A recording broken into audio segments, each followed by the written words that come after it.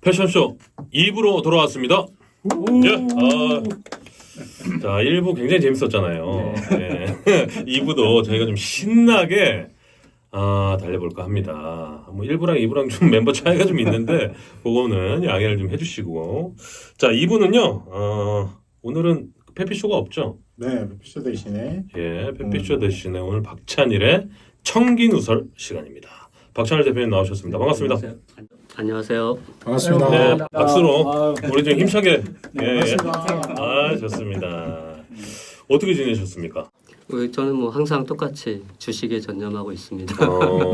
요새 주식에 전념한다기보다는 기업 분석에 전념하고 있습니다. 기업 분석과 주식에 전념을 하고 계신데 요새 좀 상황이 좀 어떻습니까? 요새 좀 괜찮아지고 있는 장이 아닌가. 좀 제가 갖고 있는 게 좀 비트코인이 빠지면서 지금 비트코인은 지금 굉장히 안 아닌가. 좋은데 주식은 그래도 좀 괜찮은 흐름을 보이고 있지 않나 이렇게 생각됩니다. 요 괜찮은 흐름이 좀 지속이 될 것 거라고 같으세요? 생각돼요. 왜냐하면 지금 장세를 딱 한마디로 규정하면 예. 인플레 장세거든요. 그러니까 유동성 장세입니다. 네네. 그러니까 돈이 많이 풀렸잖아요. 미국이나 한국이나 다 똑같이 코로나 때문에 돈이 많이 풀리다 보니까 돈의 가치가 거의 뭐 절반 가까이 다운이 된 거나 진배 없는 거잖아요. 돈이 풀린 만큼 다운이 되는 거니까 예. 그럼 그거에 대비해서 자산의 성격을 갖는 것들은 값이 그만큼 올라가는 거잖아요.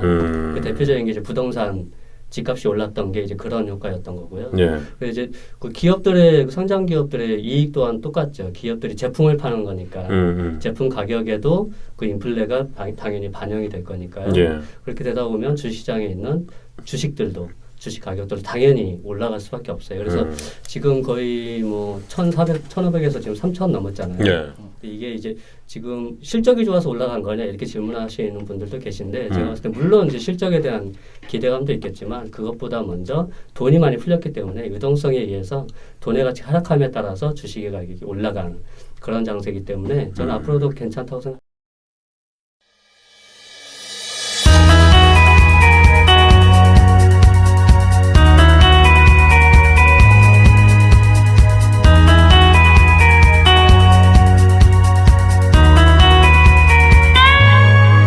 아니 실적도 1분기 실적만 놓고 봐도 전 업종에서 상당히 좋아요. 굉장히 왜냐하면 기대 이상. 작년도에 작년도 1분기가 코로나가 터지는 시기였잖아요. 기저효과가 있어가지고 그때 실적이 워낙 안 좋았는데 이번에 1년 지나고 나서 그러니까 전년 동기 대비로 보통 비교를 많이 하니까 올해 실적이 굉장히 좋게 잘 나오고 있어요. 기업들 실적. 저도 그 이제 증권사 앱에 그 산업별, 업종별로 어느 정도 좀 구분을 해놨어요. 그걸 또 이제 추천을 해주셔가지고 그 패션이나 뭐 여러 가지 것들을 이제 해놨는데 다 빨간색이더라고. 그렇죠. 네. 근데 왜 제 것만 다 파란색입니까? 아니 어떻게 된 게? 아니 왜 내 것만 다 파란색이냐고. 설명이 들면 네. 수익 나는 건 팔고 수익 안 나는 건 계속 가지고 있으니까 파란 거야. 수익 안 나는 거 빨리 손해 보고 팔고 예. 수익 나는 건 계속 가지고 있어야 되는데 우리는 반대로 하고 있죠. 남 좋은 일만 지금 시키고 있는 노릇인데 정말 주식을 저는 이제 시작한 지 얼마 안 됐지만 알면 알수록 어려운 것 같아요. 이게 계속 하면서 나랑은 주식이 안 맞는구나. 아니 제가 사석에서 몇 번 말씀드렸잖아요. 성격 급하고 그런 사람들은 주식하면 안 된다니까. 난 그건 철저하게 해야 된다고 봐. 주식이 어려울 수밖에 없죠. 그래서 보통 이제 그 워런 버핏이나 뭐 찰리 먼거라고 하는 분들은 보통 복잡계라고 표현하거든요. 예. 주식 시장이 복잡계다. 그러니까 단순하게 원인과 결과가 이렇게 단선적으로 이렇게 이어지는 그 시장이 아니라 복잡한 여러 가지 요인들에 의해서 이렇게 움직이지는 시장이다 보니까 그만큼 어렵다는 거죠. 그래서 예. 이제 그런 다양한 요인들에 의해서 결과가 나오니까 원인은 이 탄탄한 모 기업이 한 13,000원, 15,000원까지 떨어지더라고요. 떨어지면 이제 올라갈 시기다. 나름대로 계산해서 샀더니 그 다음날 더 떨어져. 사야지.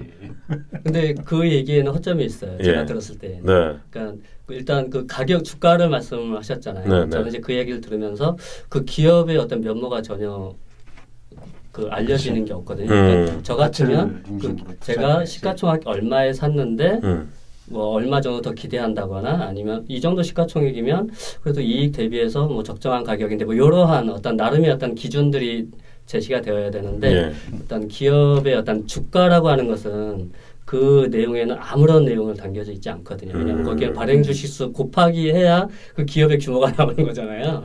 그렇기 때문에. 아니 저도 이제 차트를 보고 좀 이렇게 분석해가지고 아 요 정도면 지금 저평가가 좀 돼 있구나, 좀 많이 떨어졌구나 싶어서 이제 샀는데 더 떨어지는 줄이야. 예. 아무튼 그럴 그랬습니다. 때 만들 수도 있죠. 예, 좀 기다려 보겠습니다. 존버하겠습니다. 오늘 분야는 오늘 분야는 좀 음식료 업종 한번 좀 골라봤는데요. 식품인데 사실 식품에 이제 들어가기에 앞서서 방송 전에도 제가 잠깐 여쭤봤지만 요거는 이제 청취자분들께 좀 알려드릴 필요가 있을 것 같아서 지금 제 핸드폰에도 그 광고성 문자가 오거든요. 이게 리딩방? 리딩방인데 종목을 탁 집어가지고 내일 뭐 장 열리면 바로 뭐 사세요. 이렇게 해가지고 그 이제 오후 무렵쯤 되면 빨리 뭐 몇 번을 눌러서 저 유료 회원으로 가입을 해라. 나는 몇 군데서 오던데. 근데 제가 그 어제 오늘 확인을 해봤어요. 찍어준 종목을. 근데 9시에 장 열리자마자 10분도 채 안 돼서 갑자기 올라가더라고요. 이게 작전인가 이게? 그럴 수 있죠. 왜냐하면 이제 그걸 먼저 작전인지 아닌지를 일단 판단할 수 있는 첫 번째 근거는 네. 그러니까 그 찍어준 종목이 소형주인지 중소형주인지 대형주인지 대체적으로 먼저 그걸 한번 보시면 뭐 네, 시가총액 만약에 천억 정도밖에 안 되는 기업이다 그러면 그 기업의 유동성은 사실은 뭐 50% 미만이 잠긴다고 보고 하면 한 뭐 1,200억 정도면 1,200억도 아니죠. 사실상 그날 거래되는 금액 자체가 뭐 10억 미만으로 거래되는 종목들이라고 봐야 되니까 뭐 순식간에 얼마 정도 들어가면 주가가 올라갈 수 있는 여지가 있기 때문에 그래서 뭐 그런 거 먼저 보실 때에는 소형주인지 대형주인지 보시고 소형주면 그럴 가능성이 없지 아니 근데 않습니다. 실제로 저 문자 오는 거 보면 대체적으로 다 모르는 기업들인 거 보면 네.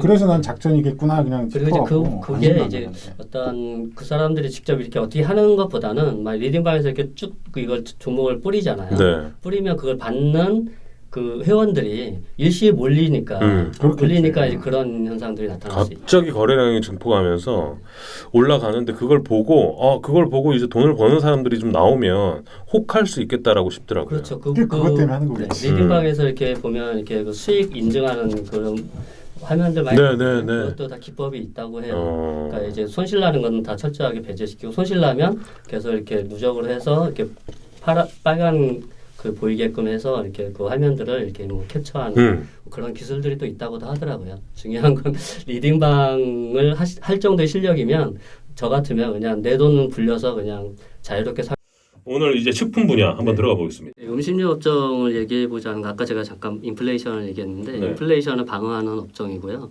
그러니까 이제 그 어떤 돈의 값이 떨어지고 그렇게 하게 되면 당연하게 이제 이 가격에 제품 가격을 인상을 시킬 수 있는 그런 분야이기도 하고 내수에 기반하고 있어서 실적도 탄탄하게 나올 수 있는 그런 분야이기도 합니다. 그리고 요즘에 가장 뉴스에 많이 뜨고 있는 게 원자재가 폭등 이런 뉴스도 많이 접하시잖아요. 맞아요. 지난번에 얘기해줬잖아요. 네, 그래서 이제 그게 꼭 금속뿐만 아니라 이쪽 곡물 쪽도 네. 똑같습니다. 지금 대두 뭐 이렇게 뭐 옥수수 이런 것들이 계속 지금 굉장히 거의 한 10년 내에 뭐 최고가다 이런 식으로 지금 뜨고 있기 때문에 네. 이제 문제는 이제 이런 어떤 원재료 가격이 올라가게 되면 이 제품을 원재료가 제품을 만드는 기업들도 제품 가격을 올릴 수밖에 없는 상황이 되기 때문에 제품 가격이 인상을 한다는 얘기는 매출액과 이익이 바로 개선될 수 있는 여지가 있다는 거죠. 그런데 이제 이번에 그래서 1분기 그 분기 실적에서 하는 이슈 중에 하나가 라면 기업 삼양식품이나 삼양. 그 농심이나 이 기업들이 실적이 굉장히 안 좋게 나왔어요. 그러니까 그 이유가 그거였거든요. 원재료 가격이 많이 올랐는데 네.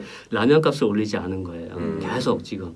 근데 지금 라면 기업들이 올 중반에 그 라면 가격을 올리겠다라고 지금 얘기가 나오고 있는 상황이거든요. 네, 그래서 지금 그 삼양식품이나 농심 같은 경우에는 그래서 이제 그렇게 해서 한번 지금 지켜봐야 할 때다. 삼양과 농심. 삼양하고 농심은 이미 비싼데 오뚜기나 다른 거에 비해서는. 근데 이제 저는 이제 그 중에서도 삼양식품을 특히 더 이제 좀 그 주목을 했으면 하는 게 네. 삼양식품이 이제 제품은 단일하지만 불닭볶음면이라고 하는 제품은 단일하지만 이것이 우리나라뿐만 아니라 해외 동남아 쪽에서 굉장히 거의 뭐 그 유튜브 시장을 장악하는 어떤 핵심 불닭볶음면은 그런 거. 핵심 그 제품으로 좀 자리를 잡고 있어서 그 어떤 제품 가격 인상이나 그리고 또 그 제품 가격 자체도 탄탄하게 지켜지고 있는 측면도 있어요. 그래서 오히려 턴어라운드를 할 수 있는 여지가 오히려 더 크지 않을까. 그리고 단일한 제품이기 때문에 그 턴어라운드의 어떤 실적에 대한 어떤 추적도 예. 좀 더 쉽다는 거죠. 아니 요즘 라면은 어떻게 아니에요? 근데 오뚜기는 근데 소스류가 워낙 많아서 라면이 미치는 영향이 별로 없습니다. 미국에서 금리를 좀 올리면 네. 결국 환율이 또 올라가잖아요. 네네. 환율이 올라가면 결국 또 이런 내수 시장 식품 쪽 원자재 수입해서 판매하는 회사들은 수익이 또 안 좋은 거잖아요. 근데 그런 이제 그런 측면에서 것들은- 보면 네. 리스크가 있는 거. 근데 그거 그렇게까지 고민하실 필요는 없을 것 그래요? 같고요. 네, 네.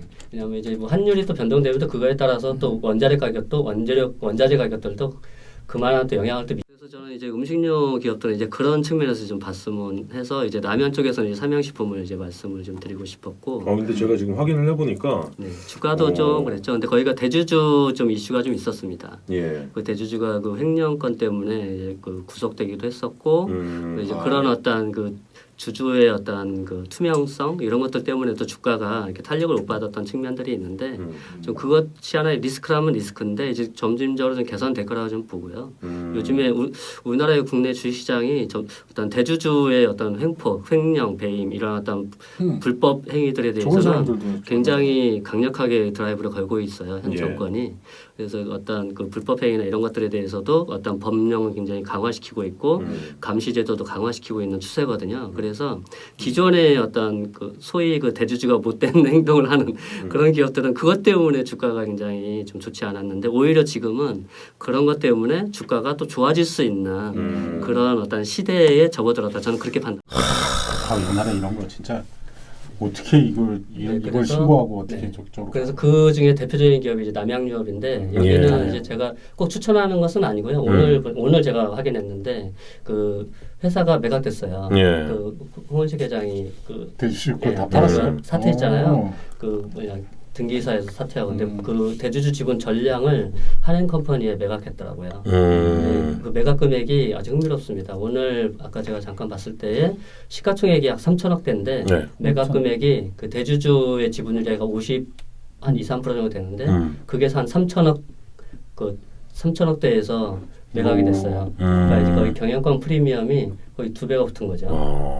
그러니까 50%가 똑같이 지금 현재 시총으로 팔린 거니까 그래서 내일 주가가 상당히 어찌 보면 뭐 상한가를 아니 갔으면 살려면 남양유업이 아무튼 그러한 오늘은 좀 떨어졌던데. 근데 오늘 그 제가 아까 보니까 장 네. 마판에 그 발표가 난 것 같습니다. 아니 근데 남양유업이 매출이 이거밖에 안 되나요? 3천억 매출이 아니라 시가총액. 아니 그러니까 시가총액이 보통 매출하고 비슷하게 가니까 한번 볼까요? 네. 남양유업이 이게 방송이 지금 다음 주에 나가는 게 조금 아쉽긴 한데. 그러네요.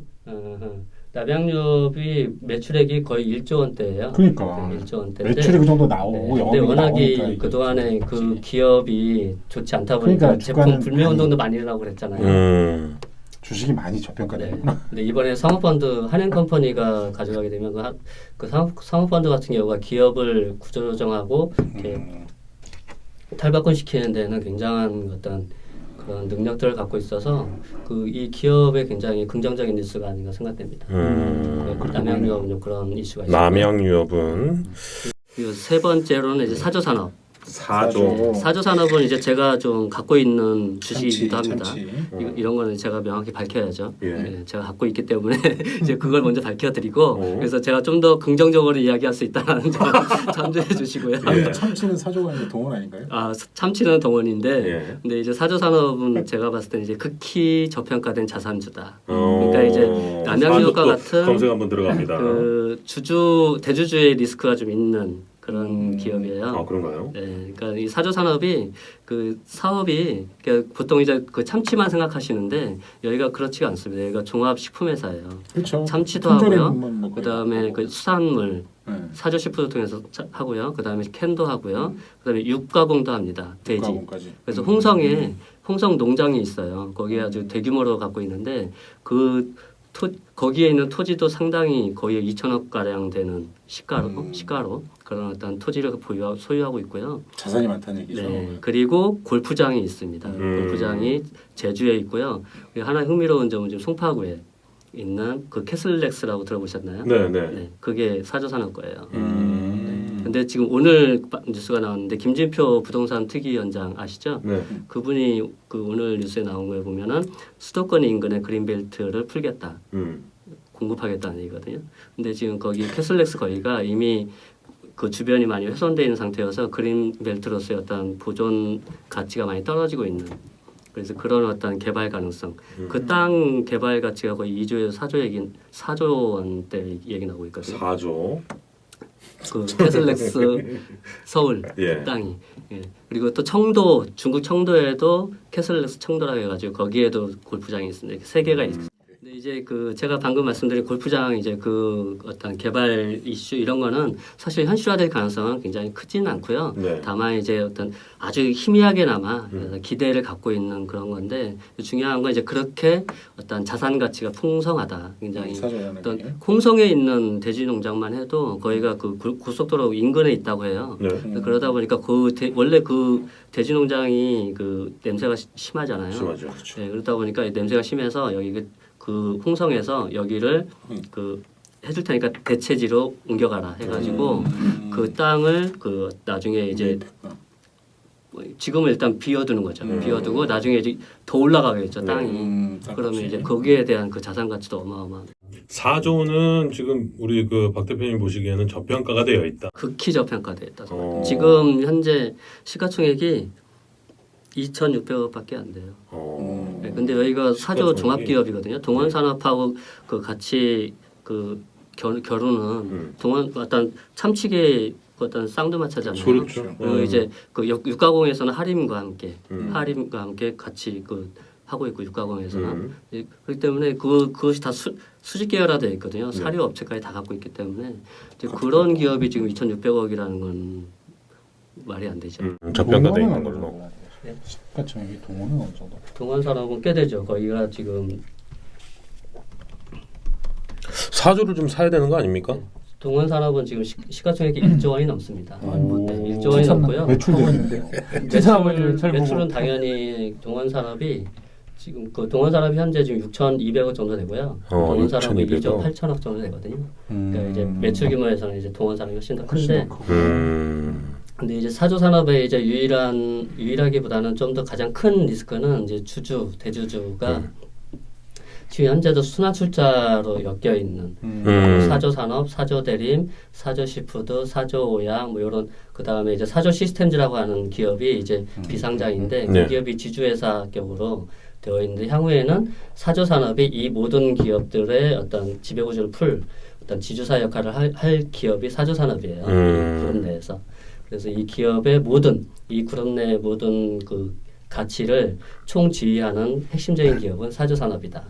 그리고 현재는 대주주가 사조 시스템즈를 통해서 이 사조산업을 지배하고 있는 그런 형태인데 지금 정부에서는 그 올해까지 지주사 전환을 하게 되면 거기에 따르는 그 어떤 이익들을 올해까지만 보존해 주기로 했어요. 그러니까 지주사로 전환하게 되면 거기에 따르는 어떤 그 세금 혜택이나 이런 것들을 올해 말로 올해가 지나면 지주사 전환에 대한 혜택이 없습니다. 그래서 최근에 홀딩 쿠폰이 그렇게 많이 들어가는 거고. 그래서 올해 지금 그 시간표가 지금 그렇게 좀 지나가고 있는 상황이라서 지금 이 사조산업도 이제 만약에 지주사로 전환해서 이 지분 구조를 단순하게 그리고 상속 이것들을 모두 마무리하겠다고 하면 올해 안에 이 모든 고리를 풀어야 된다는 거죠. 그래서 시간은 주주편에 있다. 저는 그렇게 생각합니다. 4조까지 봤는데 또 어떤 기업? 이제 마지막으로 이제 샘표 식품. 샘표 간장이죠. 샘표 간장. 예, 샘표 식품 하면 생각나는 간장이지. 제품 간장밖에 없어요. 간장, 된장, 고추장. 샘표 기름 식용유. 예, 홈플러스 가면 항상 나오는 그 음악이 있었는데요. 연두예요, 연두. 연두가. 요즘에 또 아주 시장에서 핵으로 부상하고 있는 제품이 있는데요. 전도연이 지금 전도연이래 전지현 씨가 지금 광고하고 있거든요.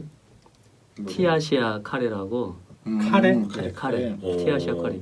지금 시장에 돌풍이 불고 있는데 모르고 카레 시장에서 몰라요. 3분 카레는 요즘에 안 드시잖아요. 예. 3분 카레면 오뚜기인데 예. 이 3분 카레는 이미 시장에서 이제 거의 이제 뭐 그 존재가 미미한데 지금 이제 티아시아 커리 해가지고 동남아에서 실제로 먹고 있는 인도나 이런 어떤 그 커리 제품들을 직접 이쪽에서 개발을 해가지고 그거를 런칭을 한 거예요. 그리고 이제 거기에 이제 광고 모델을 전지현을 써서 그 아주 그냥 광고를 대폭적으로 했죠. 그래서 지금 네이버나 각종 쇼핑몰에서 넘버원이에요. 판매량 1위, 그 다음에 이 점유율 1위, 그 다음에 그 광고 이렇게 나타나는 거 1위. 네, 굉장히 지금 시장에서 돌풍을 다 일으키고 있는 상황이고요. 주가는 좀 어떻습니까? 네. 주가.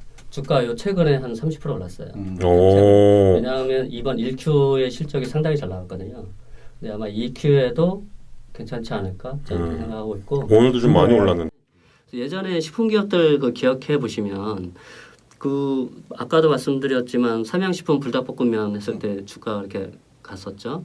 보통 이제 어떤 식품 허니버터칩도 그때 혜태제과인가요? 네, 그때 한번 해가지고 또 날라갔었죠. 그래서 그렇게 식품의 하나가 이렇게 히트를 치면 그 주가도 상당히 예상 외로 크게 그 상승하는 경향들을 보입니다. 그래서 저는 생필식품도 이번 티아시아 컬이나 연두나 그러니까 기존의 어떤 그 어떤 고리타분하게 생각하잖아요. 장류. 그러니까 장류 이제 간장 제품의 어떤 그런 성장이 꽉 막힌 듯한 기업이 이제는 이런 어떤 연두를 내놓으면서 좀 한번 탈바꿈했고 이번에 이제 커리를 내놓으면서 이렇게 제품 포트폴리오가 다양화되고 성장을 이끌어갈 수 있는 제품이 생성됐다는 거에 굉장히 좀 큰 점수를 주고 싶어요.